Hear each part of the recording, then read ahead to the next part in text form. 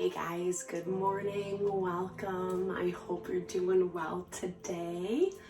I'm Deborah, this is Purusha Intuitive, and we are doing our morning messages. If you are new to the channel, welcome. I'm excited to have you.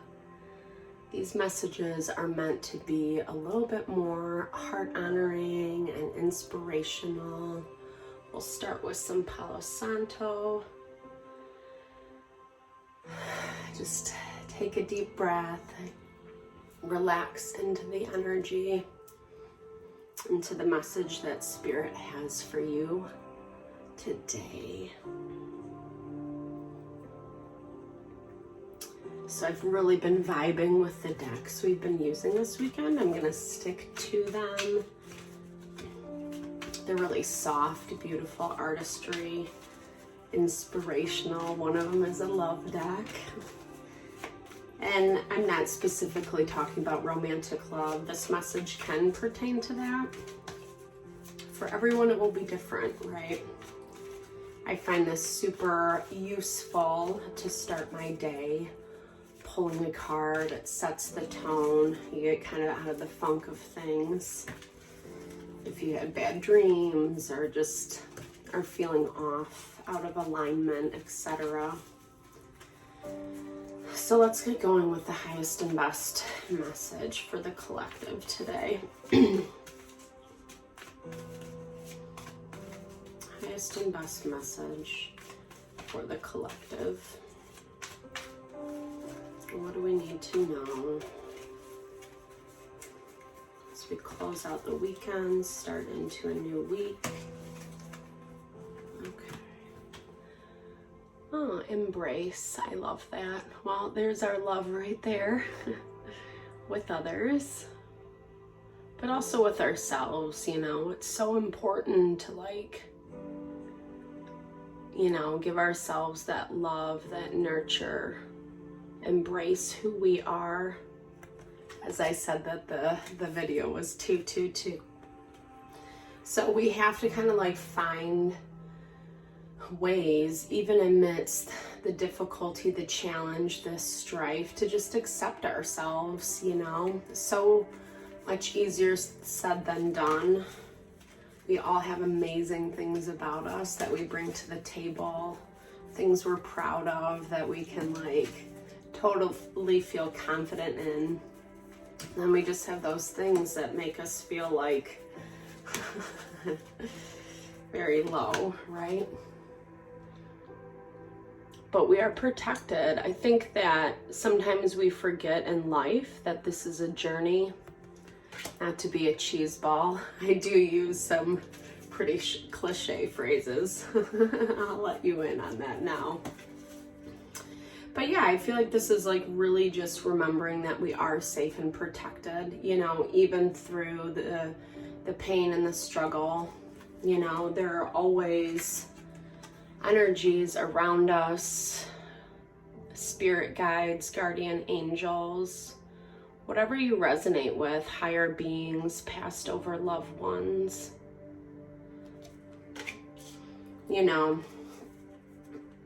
There is that support, and sometimes we just have to call on it. I love this idea, especially when it's not happening in our present world. If we're not getting a lot of support from family, friends, people that we had relied on or thought they were going to show up for us in a certain way, it can be even more defeating. It can feel even more oppressive and challenging to find our internal strength. We can also sit for a moment, meditate, close our eyes, take a deep breath, call in that love and that abundance from whatever source we resonate with. I think this concept is so cool. The unified field talks about how when we put our energy, our intention towards something, it unifies that thing, and it brings it, or it amplifies that thing, I should say, and it brings it into light. It brings it into being. Hence the law of attraction, right? Where we put our time, our energy, our focus, that's what's going to manifest. And I know even for myself, it can be really challenging if you're taught to be a Debbie Downer. Moon tree. I think this is such a powerful energy because it does represent that feminine, that divine love, care, nurture that we all need. It also reminds me of a crystal ball to scry with. Tapping into our intuition from that space of faith, of acceptance, of acknowledgement. It's really going to give us the power to navigate through. Feeling the softness of that energy. And allowing it to wash over you. The Hermit was popped out. He wanted to hang out with us for a little bit. I love the message of the Hermit though, because it is really this card of internal wisdom, following your own guiding light, not being as reliant on outside people, places, and things, especially the things that like just, you know, in your soul are not true, you know? I think, I don't know. Life is very interesting. It's a trip, right? There's a lot of twists and turns along the way. And especially if you're someone who sees the good in people, who wants to believe in the highest and best, it can be very surprising to see how people show up and how they act. There is this element of self-reliance today. Self-reliance, yes. Also calling on those that do support us, I should say, right? Whether that is in the spirit or physical realms. I just feel that like washing over of comfort, of nurture. Maybe take an herbal bath, something that just allows you to settle in. Find some really good herbs to throw in there. Yeah, I love that we're starting with the Six of Swords. This is this deck is gorgeous, number one. But the Six of Swords is just all about understanding that you are transitioning. It is getting better. Things are gonna calm down. They're gonna settle down. I love how she's just like peacefully sleeping on top of that swan, you know? Or he. I think it's androgynous, but it doesn't matter. Sorry, I get caught up in the details. It's just like, it's such a pretty energy, you know? Even when we feel people are nipping at our feet, right? The crows bringing these messages of destruction almost is what I'm hearing. We can feel that safety, that serenity, that security that the light brings. I know sometimes people think the light is Pollyanna, but Maharishi Mahesh says this amazingly beautiful thing. You cannot light a light without light, right? Like, it's so important to do shadow work 100%. Because that's what helps us grow and evolve to achieve the world of our desires. It brings us into that abundance. And we have to know that we're stepping towards that. The shadow work helps us to see what needs a little TLC, some love, some care, some improvement. But that's not like the whole way. It's not the only way that we get better. If anything, oh, there we go, that Hermit.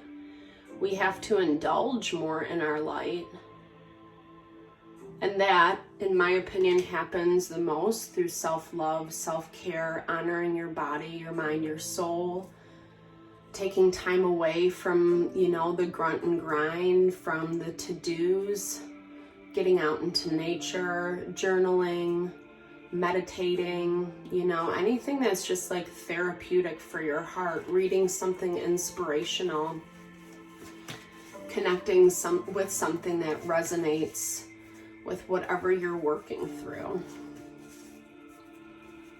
and not in a way to bring pressure, or you gotta like do all this stuff. It's been, I'm like, was never predisposed to self-care. This is my little side note. I just always was go, do.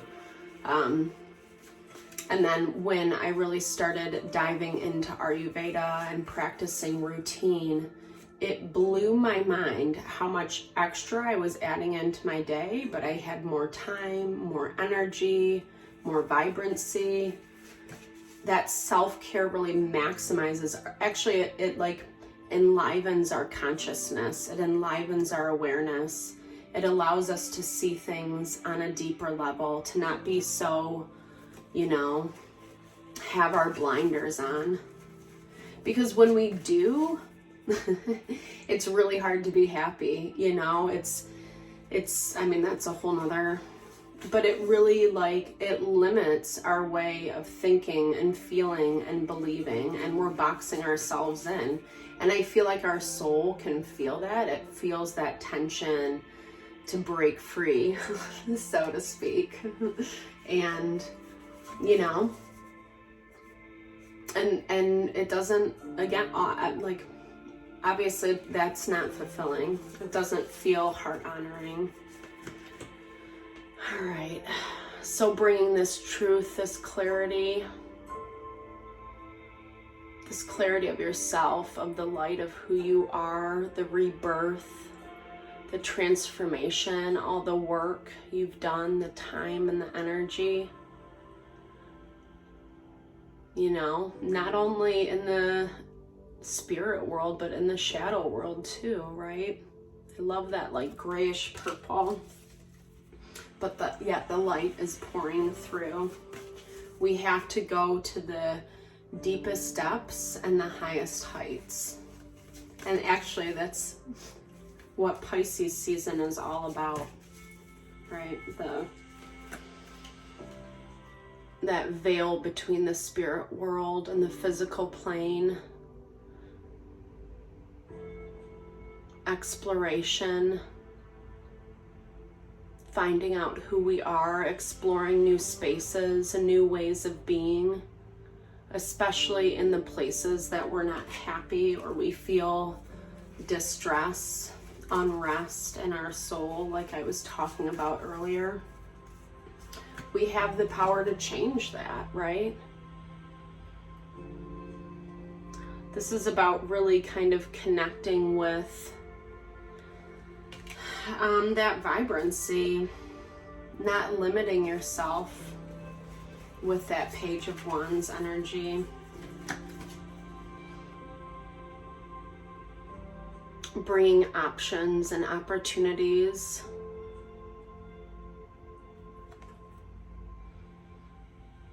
Places you can explore, new worlds.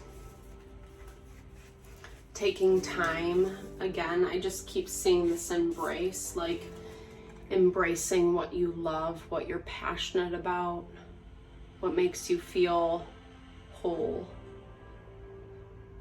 I know here it's a beautiful day. It's a great day to get out in the sun. I mean, it's not warm. Let's keep it real. It's not warm at all, but doing a little winter walk in the woods, playing outside like a child. This helps kind of, I'm hearing break up the energy with the Seven of Wands. We need to protect and defend what is ours, not so easily give our power away. And standing in that power,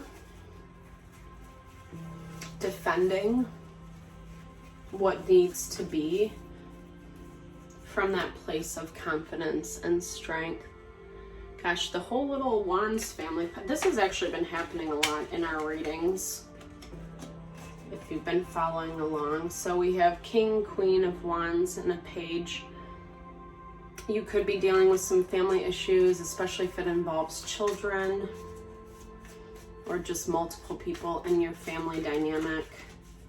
Close friends, it can be as well. It doesn't just have to be our family. Usually when they pop up like that, it has that kind of family vibe. Let's see what we need to know about this. There is protection in this situation is what I'm hearing. There's a lot of people involved, maybe someone really emotional, Cancer, Pisces, Scorpio, making a lot of decisions out of their emotion.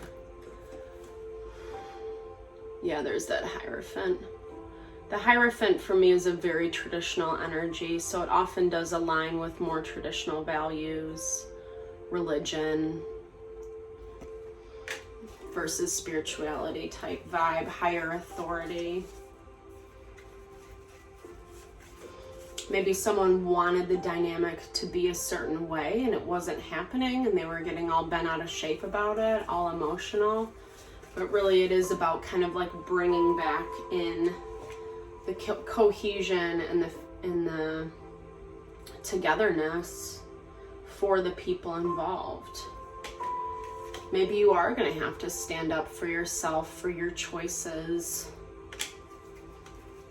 But I love this. It's like just knowing it's all going to be okay. The more you connect with yourself right now, the more power you will receive. The clearer guidance that you'll know what you need to do at the time that is right. Pull a few more to close this out. Page of Pentacles. It's going to bring new birth, and it's going to be like very, oh no, Three of Pentacles. Well, that's good too. Everyone's working together. No, but that is really what the Three of Pentacles energy is. I feel like there's going to be more balance, right, in this dynamic. It might not feel that way 100% now, but there are options. There are opportunities to approach this in a different way. It's moving towards that. There probably just needs to be some communication, some conversation. Two of Cups energy. A reestablishment of that love, even though we're all different, you know. We can still have this beautiful synergy and intertwine, respecting each other's differences, embracing them, and not letting those, like, you know, become the divide. It definitely has to come from this Emperor energy. I feel like he popped up yesterday. The Emperor in this deck is intense, I will say that. He just looks pissed. You know, maybe whomever you're dealing with is, you know, but again, that's on them, and it's like you gotta really just...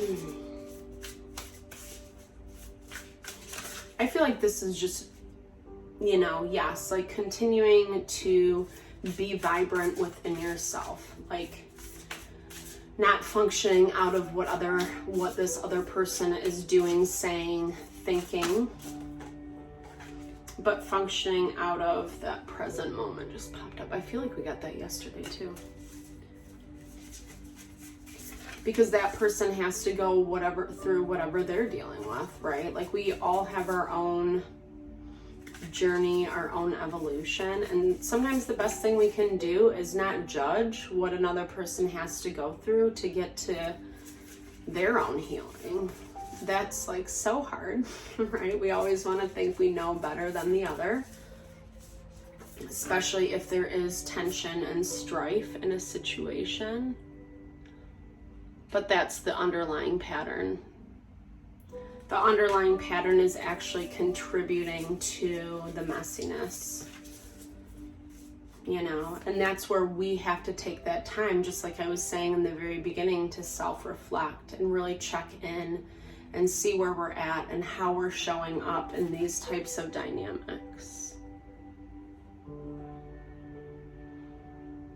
There's something better here. And I think it hasn't revealed itself yet. And maybe you don't see that. Maybe you don't want to see that. Maybe that's part of where that like frustration and tension and anger is coming into play. But when we open up to that Seven of Cups, the potential, the possibility, leaving room for curiosity to see what Spirit, Universe, God brings our way. There's always like, I feel like when we surrender, when we let go, when we don't try to put it in a box like we were talking about, it allows for this more creative and beautiful solution to come in that we weren't seeing at all, that was actually like blocked from us. So having that element of surrender, you know, get inspired. Don't lock yourself in to the anger, to the frustration, to the pain. It's hard to rise above, isn't it? You know, especially when, you know, sometimes that anger feels so good and so justified. And it's righteous, it's justice, it has its place. Usually it is the tension, it is the frustration, like I was talking about in the very beginning, that helps the growth and the evolution. It's not meant to be a stopping point, right? It's not meant to be the place that you rest. I love that quote. Anger is like holding on to a hot coal with the intention to burn someone else, but you yourself get burned, right? We have to know when to let go, when that thought pattern has run its course, and we need to be open to the new. I hope you guys enjoyed this message this morning. I'm just sending so much love and blessing to whatever you're navigating through. Thank you for all the love and support. I look forward to seeing you this week. All right, have a great day, guys. Lots of love.